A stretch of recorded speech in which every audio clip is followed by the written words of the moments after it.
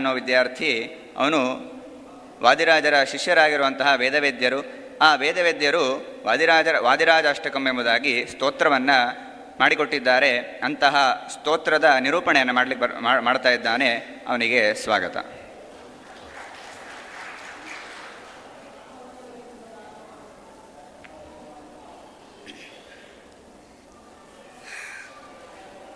ಓಂ ಶ್ರೀ ಗುರುಭ್ಯೋ ನಮಃ. ಹರಿ ಓಂ.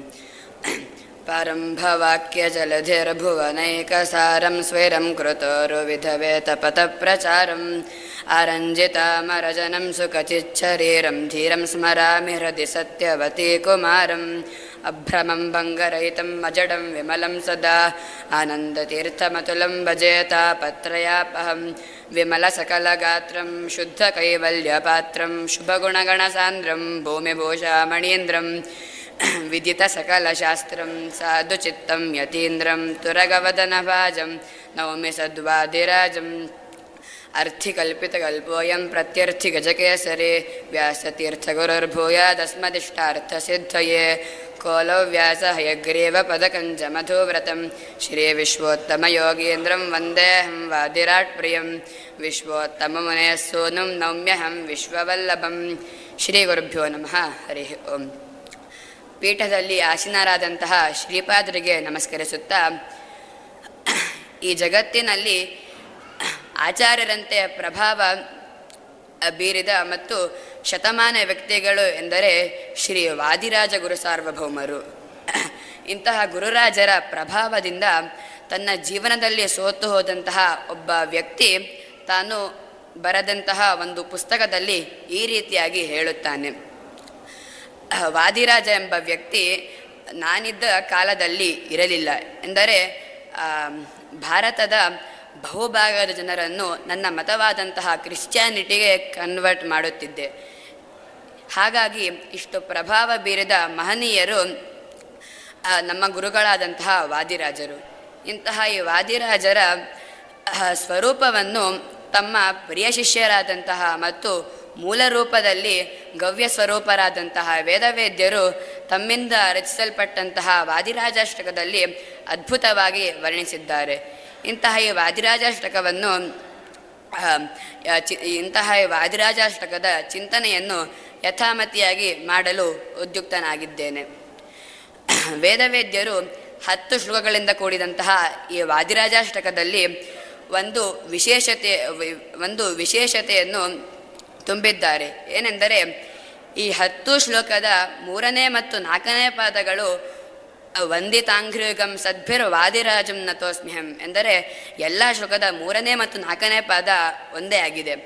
ಇಂತಹ ಈ ಸ್ತೋತ್ರವನ್ನು ವೇದವೇದ್ಯರು ಹೇಗೆ ಪ್ರಾರಂಭ ಮಾಡಿದ್ದಾರೆ ಎಂಬುದಾಗಿ ನೋಡೋಣ. ಚಂದ್ರಾರ್ಕ ಕೋಟಿ ಲಾವಣ್ಯ ಲಕ್ಷ್ಮೀಶ ಕರುಣಾಲಯಂ ವಂದಿತಾಂಘ್ರಿಗಂ ಸದ್ಭಿರ್ ವಾದಿರಾಜಂ ನತೋಸ್ಮ್ಯಹಂ ಎಂದರೆ ಕೋಟಿ ಚಂದ್ರರು ಮತ್ತು ಕೋಟಿ ಸೂರ್ಯರು ಸೇರಿದಾಗ ಎಷ್ಟು ಕಾಂತಿ ಮತ್ತು ಸೌಂದರ್ಯ ಇರುತ್ತದೋ ಅದಕ್ಕಿಂತ ಹೆಚ್ಚಾದಂತಹ ಕಾಂತಿ ಮತ್ತು ಸೌಂದರ್ಯ ಭಗವಂತ ಒಬ್ಬನಲ್ಲಿಯೇ ಇದೆ. ಮತ್ತು ಎಂತಹ ಭಗವಂತ? ಲಕ್ಷ್ಮೀದೇವಿಗೆ ಒಡೆಯಾದಂತಹ ಭಗವಂತ. ಇಂತಹ ಈ ಪರಮಾತ್ಮನ ಕೃಪೆಗೆ ಪಾತ್ರರಾದಂತಹ ವಾದಿರಾಜರನ್ನು ನಾನು ನಮಸ್ಕರಿಸುತ್ತಿದ್ದೇನೆ. ಇಲ್ಲಿ ನಮಗೆ ಒಂದು ಪ್ರಶ್ನೆ ಬರುತ್ತದೆ. ವೇದವೇದ್ಯರು ಯಾಕೆ ಲಕ್ಷ್ಮೀಶ ಎಂಬಂತಹ ಪದವನ್ನು ಉಪಯೋಗಿಸಿದ್ದಾರೆ? ಇಲ್ಲಿ ಶ್ರೀ ವಿಷ್ಣು ಅಥವಾ ಭಗವಂತನ ಅನಂತ ರೂಪಗಳಲ್ಲಿ ಒಂದು ರೂಪಗಳನ್ನು ಹೇಳಬಹುದಾಗಿತ್ತಲ್ಲವೇ? ಯಾಕೆ ಲಕ್ಷ್ಮೀಶ ಎಂದು ಹೇಳಿದ್ದಾರೆ ಎಂದರೆ, ಶಾಸ್ತ್ರದಲ್ಲಿ ಒಂದು ನಿಯಮ ಇದೆ. ಏನೆಂದರೆ ವಿಷ್ಣುನ ಸಹಿತಾಧ್ಯಾತ ಸಾಪಿ ತುಷ್ಟಿಂ ಪರಾಂ ವ್ರಜೇತ್ ಎಂದರೆ ಲಕ್ಷ್ಮೀದೇವಿ ಭಗವಂತನ ಸಹಿತಳಾಗಿ ಲಕ್ಷ್ಮೀದೇವಿಯನ್ನು ಭಗವಂತನ ಸಹಿತಳಾಗಿ ವರ್ಣಿಸಿದರೆ ಆ ಭಗವಂತನೂ ಕೂಡ ಸಂತೋಷವನ್ನು ಹೊಂದುತ್ತಾನೆ ಮತ್ತು ಲಕ್ಷ್ಮೀದೇವಿಯೂ ಕೂಡ ಸಂತೋಷವನ್ನು ಹೊಂದುತ್ತಾಳೆ. ಆದ ಕಾರಣದಿಂದ ಇಲ್ಲಿ ವೇದವೇದ್ಯರು ಲಕ್ಷ್ಮೀಜ ಎಂಬಂತಹ ಪದದ ಪ್ರಯೋಗವನ್ನು ಮಾಡಿದ್ದಾರೆ. ಮತ್ತು ಮುಂದೆ ವಂದಿತಾಂಘ್ರಿಗಂ ಸದ್ಭಿರ ವಾದಿರಾಜಂ ನತೋಸ್ಮ್ಯಹಂ ಎಂದರೆ ಸದಾಕಾಲ ಅಂದರೆ ಯಾವಾಗಲೂ ಸಜ್ಜನರಿಂದ ನಮಿಸಲ್ಪಟ್ಟಂತಹ ಗುರುರಾಜರನ್ನು ನಾನೂ ಕೂಡ ನಮಸ್ಕರಿಸುತ್ತಿದ್ದೇನೆ ಎಂದು ಇಲ್ಲಿ ಹೇಳುತ್ತಿದ್ದಾರೆ. ಮುಂದೆ ವೇದವೇದ್ಯರು ರಾಜರ ಋಜುತ್ವವನ್ನು ಸಮರ್ಥನೆ ಮಾಡುವಂತಹ ಒಂದು ಶ್ಲೋಕವನ್ನು ರಚಿಸಿದ್ದಾರೆ. ಯಾಕೆಂದರೆ ಶ್ರೀಹಯಾಸ್ಯಾರ್ಚನರತಂ ಸಾಧು ವೇದ ಅರ್ಥಬೋಧಕಂ ವಂದಿತಾಂಘ್ರಿಯುಗಂ ಸದ್ಭಿರ್ವಾದಿರಾಜಂ ನತೋಸ್ಮ್ಯಹಂ. ಭಗವಂತನ ಅನಂತ ರೂಪಗಳು ಇವೆ. ಅದರಲ್ಲಿ ವಿಶೇಷವಾದದ್ದು ತ್ರಿವಿಕ್ರಮ ಮತ್ತು ಹಯಗ್ರೀವ ರೂಪಗಳು. ಈ ತ್ರಿವಿಕ್ರಮ ಮತ್ತು ಹಯಗ್ರೀವ ರೂಪಗಳ ಉಪಾಸನೆಯನ್ನು ಮಾಡಲು ಋಜುಗಳಿಗೆ ಮಾತ್ರ ಸಾಧ್ಯ. ಆದ ಕಾರಣದಿಂದ ಈ ಸೋದಾ ಕ್ಷೇತ್ರದಲ್ಲಿ ವಾದಿರಾಜರು ಸದಾ ಯಾವಾಗಲೂ ಹಯಗ್ರೀವ ದೇವರ ಉಪಾಸನೆಯನ್ನು ಮಾಡುತ್ತಿದ್ದಾರೆ. ಎಂದರೆ ರಾಜರ ಋಜುತ್ವವನ್ನು ರಾಜರ ಋಜುತ್ವವು ಸಮರ್ಥನೆ ಆಗುತ್ತದೆ. ಮತ್ತು ಮುಂದೆ ಸಾಧು ವೇದಾರ್ಥ ಬೋಧಕಂ ಎಂದರೆ ಬ್ರಹ್ಮದೇವರು ವೇದದಲ್ಲಿ ಹೇಳಿರುವಂತಹ ಪರಮಾತ್ಮನ ಎಲ್ಲ ಗುಣಗಳನ್ನು ತಿಳಿದಿದ್ದಾರೆ. ಅದೇ ರೀತಿಯಾಗಿ ಭಾವಿ ಬ್ರಹ್ಮರಾದಂತಹ ವಾದಿರಾಜರು ಕೂಡ ವೇದದಲ್ಲಿ ಹೇಳಿರುವಂತಹ ಭಗವಂತನ ಎಲ್ಲ ಗುಣಗಳನ್ನು ಕೂಡ ತಿಳಿದಿದ್ದಾರೆ. ಇಲ್ಲಿಯೂ ಕೂಡ ಗೊತ್ತಾಗುತ್ತದೆ ಭಾವಿಸಮೀರ ಶ್ರೀ ವಾದಿರಾಜರ ಋಜುತ್ವವು ಇಲ್ಲಿಯೂ ಕೂಡ ಸಮರ್ಥನೆ ಆಗುತ್ತದೆ. ಇಂತಹ ಈ ವಾದಿರಾಜರನ್ನು ನಾನು ನಮಸ್ಕರಿಸುತ್ತಿದ್ದೇನೆ. ಮತ್ತು ಮುಂದೆ ಜ್ಞಾನಾದಿಗುಣ ಸಂಪನ್ನ ವಿಶೇಷ ಗಹರಂ ಶುಭಂ ವಂದಿತಾಂಘ್ರಿಯುಗಂ ಸದ್ಭಿರ್ವಾದಿರಾಜಂ ನತೋಸ್ಮ್ಯಹಂ ಎಂದರೆ ವಾದಿರಾಜರು ತಾವು ರಚಿಸಿದಂತಹ ಸರಸ ಭಾರತೀ ವಿಲಾಸದಲ್ಲಿ ಪರಶುಕ್ಲತ್ರಯರು ಎಂಬಂತಹ ವಿಷಯದ ಬಗ್ಗೆ ಹೇಳಿದ್ದಾರೆ. ಏನೆಂದರೆ ಎಂದರೆ ಪರಮಾತ್ಮನಲ್ಲಿ ಶುಕ್ಲ ಎಂದರೆ ಪರಮಾತ್ಮನಲ್ಲಿ ಶುದ್ಧವಾದಂತಹ ಜ್ಞಾನವನ್ನು ಉಳ್ಳವರು ತ್ರಯರು ಅಂದರೆ ಲಕ್ಷ್ಮೀದೇವಿ, ಋಜುಗಳು ಮತ್ತು ಋಜುಪತ್ನಿಯರು. ಇಂತಹ ಈ ಲಕ್ಷ್ಮೀದೇವಿ, ಋಜುಗಳು ಮತ್ತು ಋಜುಪತ್ನಿಯರು ಭಗವಂತನಲ್ಲಿ ಶುದ್ಧವಾದಂತಹ ಜ್ಞಾನವನ್ನು ಉಳ್ಳವರು ಆಗಿದ್ದಾರೆ. ಮತ್ತು ಮುಂದೆ ಅಶೇಷಾಗಹರಂ ಶುಭಂ ಎಂದು ಹೇಳುತ್ತಿದ್ದಾರೆ. ಎಂದರೆ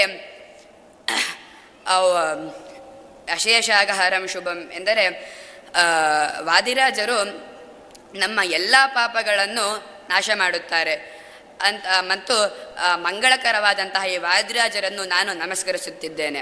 ಇಲ್ಲಿ ನಮಗೆ ಒಂದು ಪ್ರಶ್ನೆ ಬರುತ್ತದೆ. ಏನೆಂದರೆ ವೇದವೇದ್ಯರು ಇಲ್ಲಿ ಅಶೇಷ ಎಂಬಂತಹ ಪದದ ಬದಲು ಅನೇಕ ಎಂಬಂತಹ ಪದವನ್ನು ಕೂಡ ಹೇಳಬಹುದಾಗಿತ್ತು. ಯಾಕೆ ಅವರು ಅಶೇಷವನ್ನು ಉಪಯೋಗಿಸಿದರು ಎಂದರೆ ಇವಾಗ ದೇವತೆಗಳು ಕೂಡ ಅನೇಕ ಪಾಪಗಳನ್ನು ಪರಿಹಾರ ಮಾಡುತ್ತಾರೆ. ಆದರೆ ಋಜುಗಳು ಮಾತ್ರ ಅಶೇಷ ಅಂದರೆ ಒಂದು ಪಾಪವೂ ಬಿಡದೆ ಎಲ್ಲ ಪಾಪಗಳನ್ನು ನಾಶ ಮಾಡುತ್ತಾರೆ. ಇಲ್ಲಿ ಸ್ವರ್ಗಾದಿ ಬೇರೆ ಲೋಕಗಳು ಪಾಪ ಸಹಿತರಾಗಿ ಇರುತ್ತದೆ. ಆದರೆ ಒಂದು ಪಾಪದ ಲೇಷವೂ ಇಲ್ಲದೇ ಇರುವಂತಹ ಸ್ಥಾನ ಎಂದರೆ ಅದು ಮೋಕ್ಷ. ಇಲ್ಲಿ ವಾದಿರಾಜರು ನಮ್ಮ ಒಂದೂ ಪಾಪ ಬಿಡದೆ ಎಲ್ಲ ಪಾಪಗಳನ್ನು ನಾಶ ಮಾಡುತ್ತಿದ್ದಾರೆ. ಅಂದರೆ ವಾದಿರಾಜರು ಭಗವಂತನ ಆಜ್ಞೆಯಿಂದ ನಮ್ಮನ್ನು ಮೋಕ್ಷವನ್ನು ಕುರಿತು ಮೋಕ್ಷಕ್ಕೆ ಕಳುಹಿಸಲು ಸಮರ್ಥರಾಗಿದ್ದಾರೆ.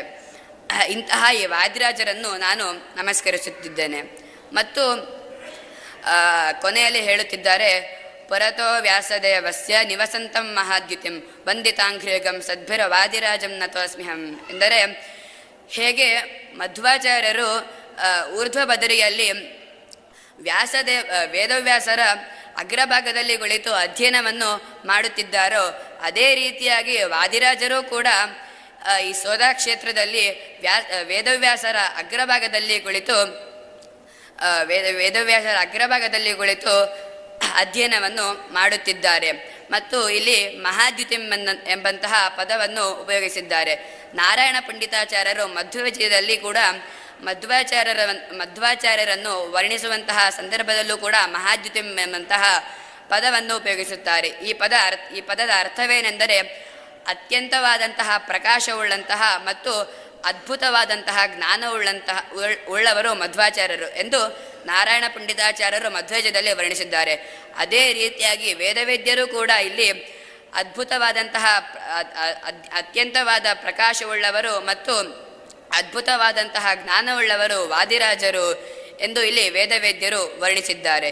ಇಂತಹ ಈ ವಾದಿರಾಜರನ್ನು ನಾನು ನಮಸ್ಕರಿಸುತ್ತಿದ್ದೇನೆ ಎಂದು ಇಲ್ಲಿ ಹೇಳುತ್ತಿದ್ದಾರೆ.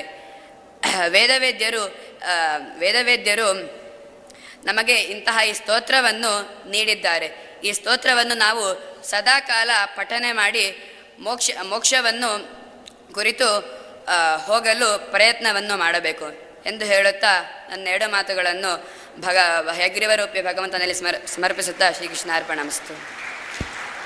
ಗುರುಕುಲದಲ್ಲಿ 2ನೇ ತರಗತಿಯ ವಿದ್ಯಾರ್ಥಿ ಸಂಕರ್ಷಣ. ಇವನು ಆ ಸ್ತೋತ್ರವನ್ನು ಸಿದ್ಧಪಡಿಸಿ ತಾನು ಅಲ್ಲಿ ಸ್ಪಷ್ಟವಾಗಿ ನಿರೂಪಣೆ ಮಾಡಿದ್ದಾನೆ. ಅವನಿಗೆ ಗುರುಗಳು